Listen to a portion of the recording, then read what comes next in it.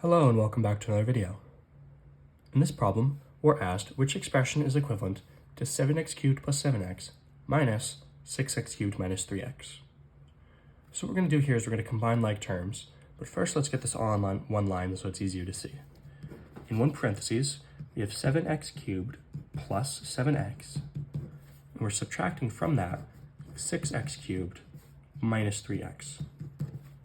So we want to get rid of these parentheses. We do not have a coefficient out in front of this one. Technically it's 1, but we don't have to worry about that, so we can just drop this parentheses. We have 7x cubed plus 7x. For this parentheses, we do have a coefficient that matters, -1, right? If you don't see a coefficient, the 1 is always implied. So we have to multiply both of these terms by -1 before adding them in. So we have -1 times 6x cubed is minus 6x cubed. And -1 times -3 is positive 3x, right? And technically we're doing the same here where we're multiplying these all by 1, but it doesn't change the value. So we can just think of this as dropping the parentheses. And now that we have these all on the line, we can add like terms together to simplify the expression.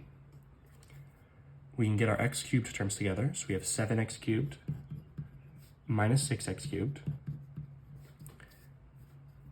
Then we have our x terms, plus 7x plus 3x, and now we can add these all together. So our x cubed terms, we have 7 minus 6 is going to be 1, which is just x cubed. For the x terms, we have 7 plus 3 is plus 10x. X cubed plus 10x means A is your final answer.